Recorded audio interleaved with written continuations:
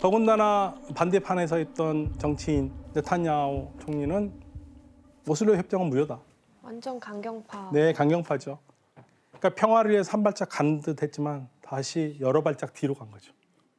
그리고 나서는 진전이 없게 되는 겁니다. 그리고 라빈 총리의 빈자리들이 어떻게 메꿔지냐면 이제 강경파 총리들로 메꿔져요. 당시 이제 불도저라는 별명을 가졌던 이스라엘의 정치인 아리엘 샤론. 원래 이제 군 출신이고요. 2000년에 어마어마한 사건이 벌어지는데 이스라엘이 통치하고 있는 게 지금 예루살렘이거든요. 그리고 성전산이 있는 그 성전산 외에는 무슬림들의 중요한 종교적인 상징인 황금 바이돔 사원과 아크사 모스크가 있는데 거기는 사실 뭐 이스라엘 사람이라면 자유롭게 드러날 수 있지만 이게 이스라엘의 구구파 정치인이 거기를 간다라는 것은 이건 또 다른 문제거든요. 그런데 이 아리엘 샤론이 무장경찰 호위병을 데리고 올라가죠, 성전산에. 그러니까 뭘 보여주고 싶으면 이 성전산은 이스라엘 거라는 걸 보여주고 싶었던 거예요. 그런데 이제 그거를 가만히 두고 볼 사람들이 아니잖아요. 거기 있는 사람 너무 분노하지 않습니까? 어디 감히 여기로 오냐 이거죠. 그러면서 뭐 던지고 항의하고 그러다 보니까 아리엘 샤론은 이때 이 돌을 던지고 하는 팔레스타인 사람들을 향해서 군인들에게 명령을 내립니다. 어떤 명령이겠습니까? 사살. 발포하라. 발포. 예, 발포하라. 그래서 발포를 해서 현장에서 팔레스타인 사람들이 13명이 즉사했어요. 그리고 200명의 총상을 입었고 말 그대로 불에 기름을 부은 셈입니다. 그냥 돌 던졌을 뿐인데. 네.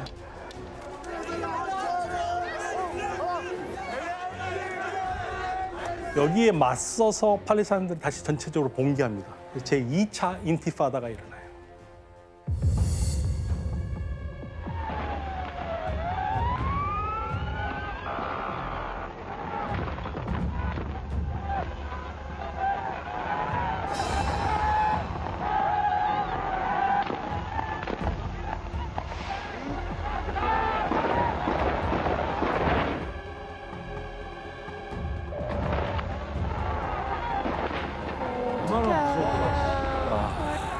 조심.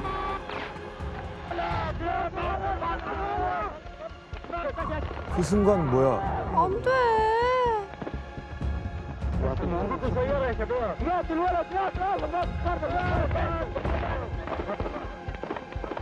이제 아. 아.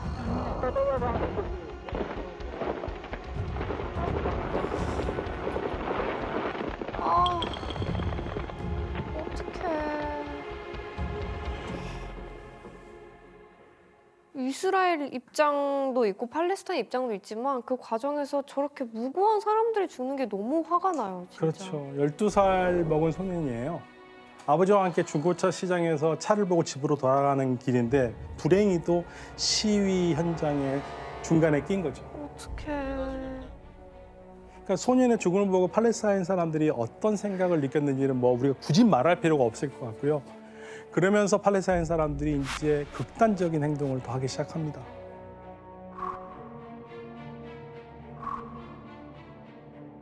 자살 폭탄 테러입니다.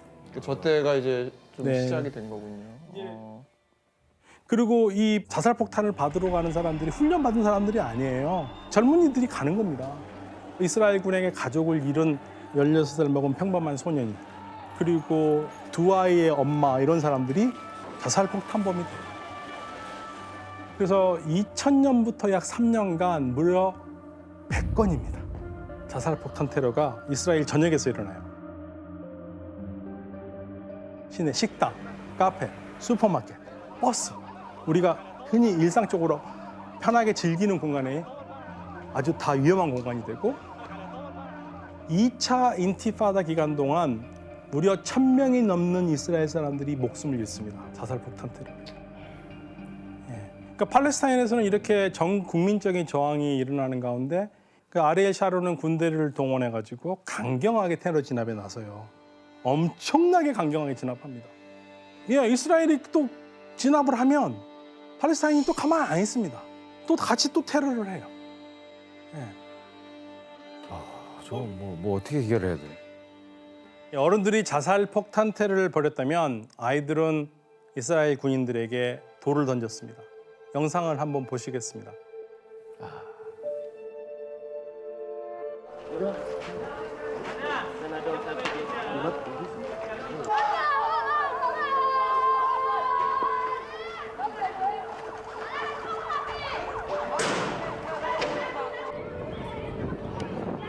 근데 소년들을 잡아가요.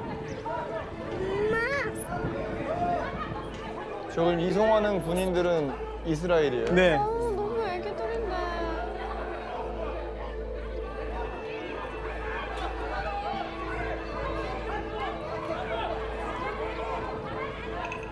애기들은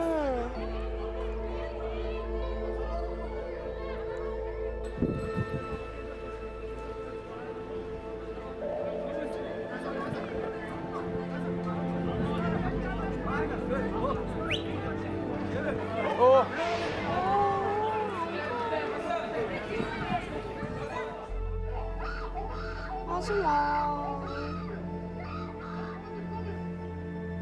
참 어려워요. 그러니까 이렇게 돌을 던지는 어린 아이들도 무조건 잡아가서 감옥에 집어넣고 그리고 영장 없이 팔레스타인 민간인을 최대 6개월까지 구금할 수 있거든요. 예. 아이들은 그냥 계속 감옥에 살게 그렇죠. 되는 어려도 거예요? 그냥 잡아가는 거예요. 그러면서 이제 아예 그 싹을 없애버리겠다는 얘기죠. 이렇게 하면 무서우니까 안 할 거라고 생각을 하는 거고. 그럼에도 불구하고 무력 진압이 통하지 않는다는 걸 깨달아요.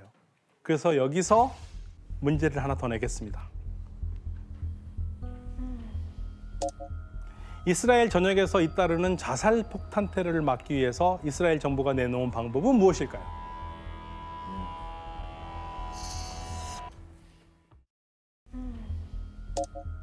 이스라엘 전역에서 잇따르는 자살 폭탄 테러를 막기 위해서 이스라엘 정부가 내놓은 방법은 무엇일까요?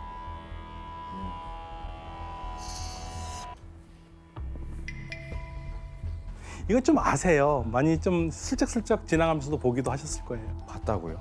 네, 뉴스 같은 데에서. 아, 정답. 네. 네, 그 뭐 이렇게 자수를 한다거나 뭐 그렇게 했었을 때 뭐 좋은 혜택을 주지 않았을까요? 아, 오답입니다. 아, 네. 참 뭐 기대는 안 했어요. 네. 뭔가 물리적인 거를 할 것 같지 않아요? 정답. 네, 혜성 씨. 그 이렇게 높은 장벽 같은 거를 세워서 아예 못 오게 막는 거 아닌가요?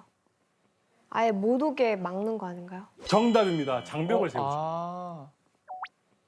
네, 이 황당한 발상을 시작으로 2002년부터 지금까지 총 길이 800km, 800. 800km, 높이 8m. 이 거대한 장벽이 이 팔레스타인 영역인 서한 지구하고 가자 지구에 설치합니다.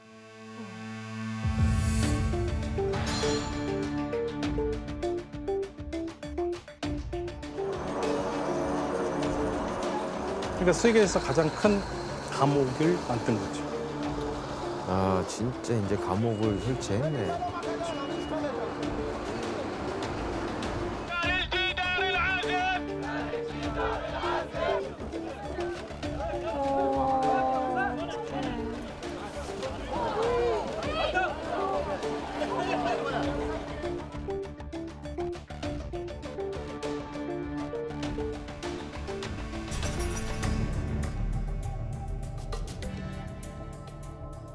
팔레스타인 사람들은 장벽 안에 계속해서 몰리고 있죠. 예, 또 이스라엘 사람들은 정착촌을 넓혀 나가고 있죠. 인간이 갈 수 있는 한계까지 계속 가는 겁니다. 그러니까 이스라엘군은 장벽을 세우지 못한 가자지구 바다까지 바다 쪽으로 연결되어 있으니까 물자가 들어가지 못하도록 막고 있고 그 사람들은 그러니까 땅굴을 파고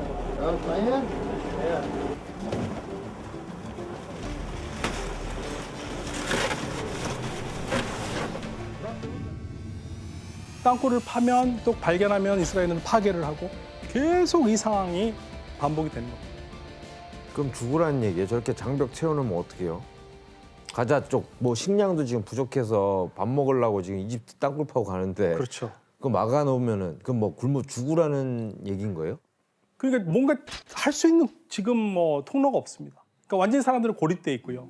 상황이 이렇게 절망적이다 보니까 2006년부터 가자 지구에서는 하마스가 압도적으로 집권을 하고 이끌어가게 되거든요. 그러니까 완전히 분리가 돼버렸어요. 그래서 서로 간 감정이 극적으로 치달아가던 2014년에는 결국 하마스하고 이스라엘이 대대적으로 전쟁을 벌이거든요. 전쟁의 발단은 두 나라 간의 참혹한 보복극에서 시작합니다. 2014년 6월 이스라엘 10대 소년 3명이 살해된 채 발견됩니다.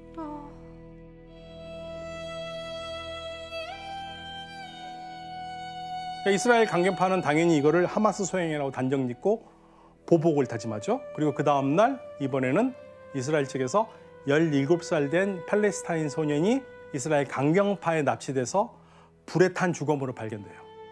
그러니까 눈에는 눈, 이에는 이가 되는 거죠.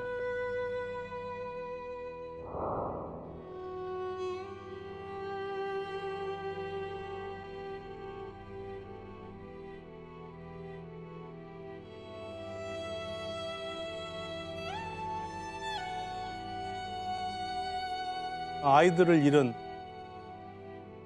양측이죠. 서로 지금 슬퍼하는 겁니다.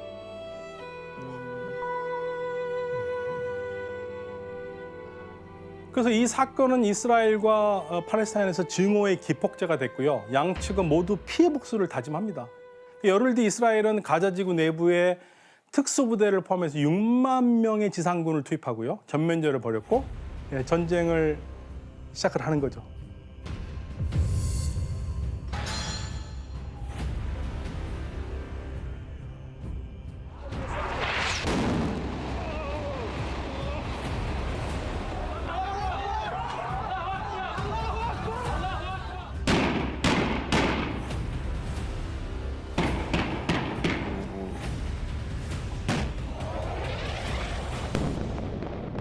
그냥 뭐 전쟁 영화 같은데? 계속적인 비극이죠. 그러니까 무려 50일 동안 이 싸움이 이어졌고요. 뭐 죽고 죽이는 전쟁 그리고 복수가 계속되다 보니까 서로 자체를 인정하기 어려운 상황이 됐어요. 그런데 여기 또 한 번의 거대한 폭탄을 던진 나라가 있습니다. 여기 또 한 번의 거대한 폭탄을 던진 나라가 있습니다. 또 미국이에요? 네, 미국입니다. 2017년 12월 달에 트럼프 대통령이 폭탄 선언을 하죠. My announcement today marks the beginning of a new approach to conflict between Israel and the Palestinians. In 1995, Congress adopted the Jerusalem Embassy Act, urging the federal government to relocate the American embassy to Jerusalem and to recognize that that city, and so importantly, is Israel's capital.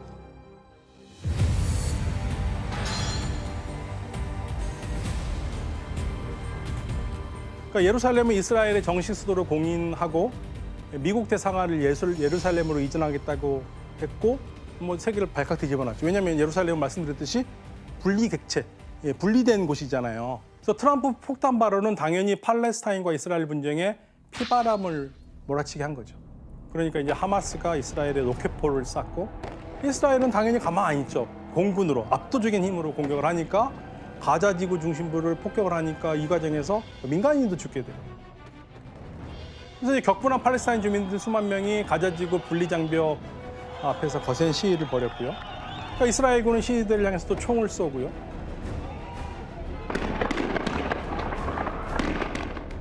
이날 하루 동안에만 팔레스타인 주민 60여 명이 죽고 2,700여 명이 다치는 참사가 일어납니다.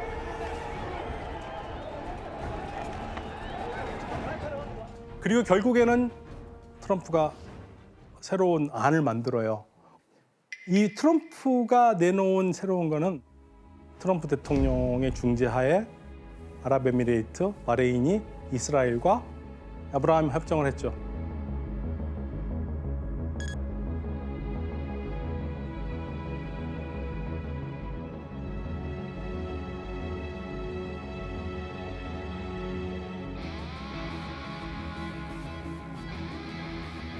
뜻이 없어.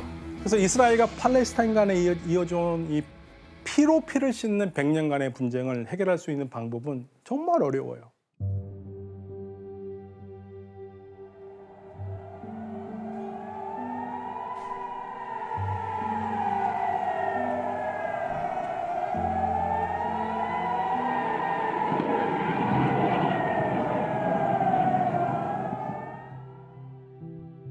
그래서 2014년에 있었던 50일 전쟁 당시 이스라엘과 팔레스타인 측에서 살해당한 이스라엘 소년과 팔레스타인 소년의 가족들이 이런 말을 합니다. 유대인이든 아랍인이든 어느 누가 자기 자식이 납치돼서 살해되는 상황을 받아들일 수 있겠는가? 양측 모두 피해 보복을 멈춰야 한다라고 호소했고요. 유대인 소년의 가족 역시 보복은 어떤 형태든 간에 부당하고 잘못됐다. 살인은 살인일 뿐이다. 라고 하면서 팔레스타인과 이스라엘의 갈등을 멈추자고 했습니다. 저는 이 피해자들의 목소리에서 결국 이스라엘 팔레스타인 분쟁의 답을 찾을 수 있다고 생각합니다. 국제 정치 질서는 냉정합니다.